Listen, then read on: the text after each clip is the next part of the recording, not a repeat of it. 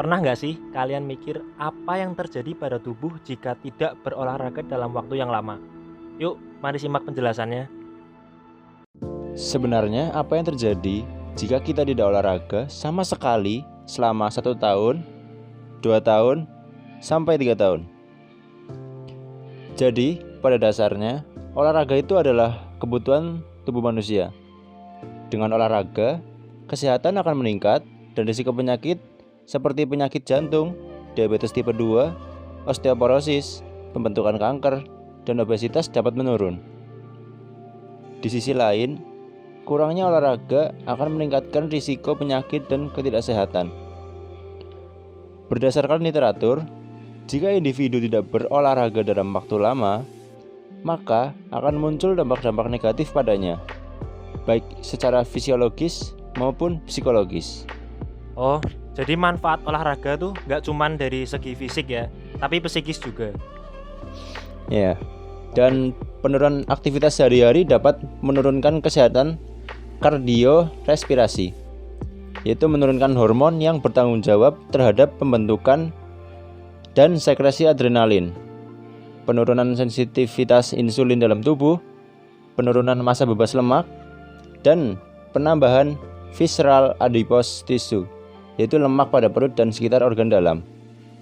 Hal ini dapat menyebabkan resiko obesitas, bahkan kematian dini yang lebih besar. Resiko ini bertambah seiring menurunnya tingkat aktivitas tubuh. Booth FW, Robert CK, dan Lei MG pada tahun 2014 menyatakan, jika seorang individu tidak berolahraga, volume oksigen maksimum yang dapat disimpan tubuh menurun seiring berkurangnya aktivitas. Hal ini akan mengakibatkan seseorang mudah merasa lelah dalam beraktivitas dan memiliki napas yang pendek. Selain itu, tubuh juga lebih rentan mengalami rasa sakit, seperti rasa sakit pada punggung bagian bawah. Hal ini dapat terjadi pada durasi setahun atau kurang dari setahun setelah penurunan aktivitas tubuh. Setelah seseorang mengalami penurunan aktivitas tubuh selama 1 tahun atau lebih, risiko terkena penyakit akan semakin tinggi. Tubuh akan lebih rentan terhadap penyakit seperti kanker, penyakit jantung, diabetes tipe 2, osteoporosis, dan berbagai penyakit lain.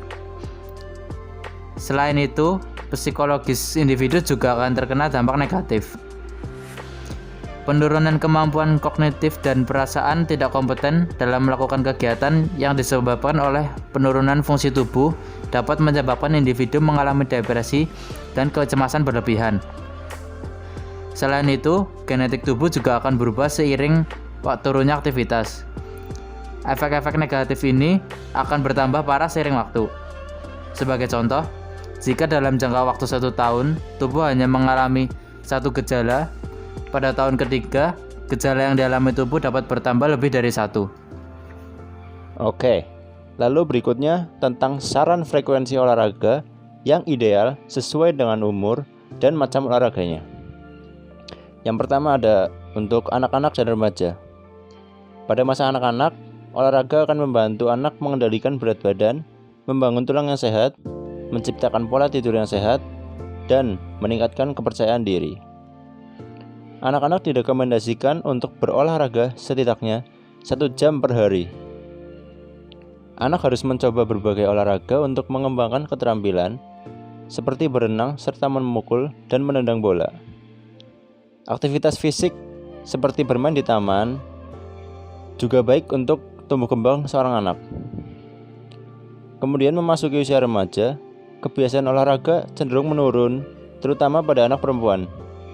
Padahal, olahraga pada usia ini dapat membentuk tubuh dan mengelola stres serta kecemasan.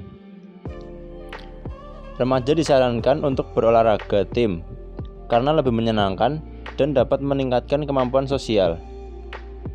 Bagi remaja yang tidak suka olahraga tim, olahraga lain seperti berenang atau atletik bisa jadi pilihan untuk menjaga kebugaran tetap tinggi. Kemudian usia 20-an.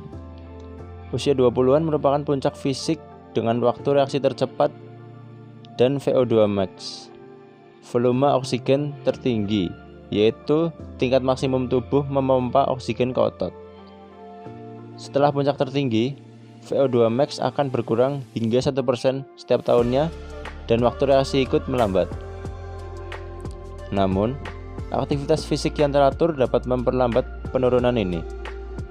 Membangun massa otot tanpa lemak dan kepadatan tulang pada usia ini dapat membantu tubuh tetap bugar di usia berikutnya. Usia 20-an disarankan untuk mencoba banyak olahraga yang bervariasi agar tetap menyenangkan. Orang-orang usia 20-an harus menargetkan olahraga setidaknya 2-3 jam seminggu. Paling sedikit 8 repetisi setiap gerakan dan maksimal 12 repetisi. Ditambahkan Dr. Pamela Pick dari University of Maryland, jika orang usia 20-an berolahraga 4 jam atau lebih dalam seminggu, maka resiko kanker payudaranya akan berkurang hingga 60%. Frekuensi olahraga ini harus dipertahankan seiring peningkatan usia. Selanjutnya pada usia 30-an. Pada usia ini, karir dan keluarga jadi salah satu prioritas sehingga kebugaran dan kekuatan kardiovaskular harus tetap dijaga untuk memperlambat penurunan fisik. Pastikan postur tubuh tetap terjaga, hindari duduk yang terlalu lama, dan banyak bergerak. Orang berusia 30-an disarankan untuk latihan interval dengan intensitas tinggi mencapai 80% dari detak jantung maksimum. Atau Anda bisa berlari cepat dan bersepeda yang dilakukan dengan intensitas ringan selama 20 menit setiap hari. Bagi perempuan, terutama yang sudah melahirkan, lakukan latihan dasar pinggul atau sering disebut Kegel untuk mencegah inkontinensia. Menurut Karnov, koordinator Adaptive Fitness Program di Foothill College, orang-orang berusia 30-an harus memperbanyak ragam atau jenis olahraga mereka, sebab terus-terusan melakukan satu macam olahraga dapat membuat sebagian tubuh bekerja keras sementara lainnya terlalu santai. Latih kekuatan tubuh atas dan bawah, misalnya melalui cross training yoga, pilates, berenang, tai chi, dan bersepeda.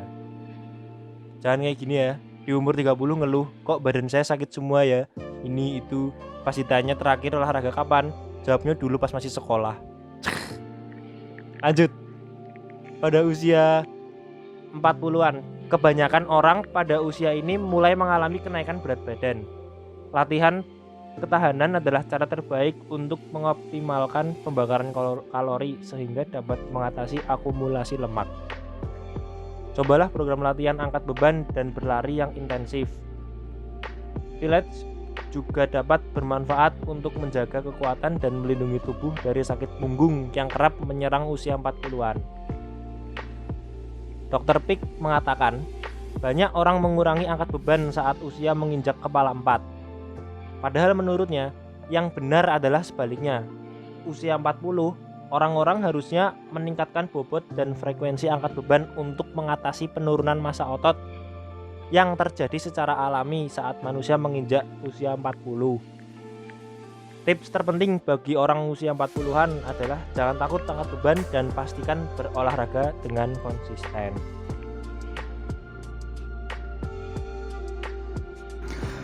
Pada usia 50-an. Pada usia ini, penyakit kronis kerap muncul seperti diabetes tipe 2 dan kardiovaskular. Pada wanita, saat estrogen menurun pasca menopause, resiko penyakit jantung juga meningkat. Disarankan untuk melakukan latihan otot 2 kali seminggu agar dapat mempertahankan massa otot. Latihan menahan beban seperti berjalan juga dianjurkan. Berjalanlah dengan cepat sehingga laju pernapasan meningkat dan berkeringat. Buat diri Anda untuk aktif bergerak demi meminimalkan rasa sakit pada tubuh akibat penuaan, misalnya sakit pada lutut, persendian, pinggang, dan lain-lain. Pilih olahraga dengan tekanan yang tak terlalu besar untuk tubuh, misalnya berenang dan pilates. Mencoba tai chi untuk keseimbangan dan relaksasi juga bisa jadi pilihan. Konsistensi is always the key. Pada usia 60-an, penyakit kronis dan kanker semakin meningkat pada usia ini karena faktor penuaan. Mempertahankan aktivitas fisik yang tinggi dapat membantu mencegah beragam kanker seperti kanker payudara, kanker usus, dan kanker rahim. Olahraga juga mengurangi penyakit jantung dan diabetes tipe 2. Aktivitas fisik cenderung menurun dengan bertambahnya usia. Namun, cobalah untuk tetap aktif. Cobalah menari agar aktivitas fisik tetap menyenangkan. Lakukan pula latihan kekuatan fisik dan fleksibilitas 2 kali dalam sepekan. Aqua aerobik bisa menjadi pilihan. Latihan kardiovaskular seperti jalan cepat juga mesti dilakukan. Oke, selanjutnya usia 70-an ke atas. Berolahraga di usia 70-an dan setelahnya membantu mencegah rasa lemah yang kerap membuat orang pada usia ini jatuh mendadak. Olahraga ini juga baik untuk fungsi kognitif. Cobalah untuk tetap bergerak karena kekuatan dan kebugaran menurun dengan cepat jika hanya diam di tempat tidur. Berjalan sambil berbicara dengan teman dan keluarga sangat disarankan pada usia ini. Latihan kekuatan, keseimbangan, dan kardiovaskular dengan intensitas ringan juga dapat dilakukan. Saran dari ahli fisioterapi juga dibutuhkan jika memiliki penyakit kronis. Oke, mungkin sampai di sini dulu penjelasan kali ini. Semoga bermanfaat dan jangan lupa berolahraga. Dan jika ada pertanyaan, bisa ditulis di kolom komentar.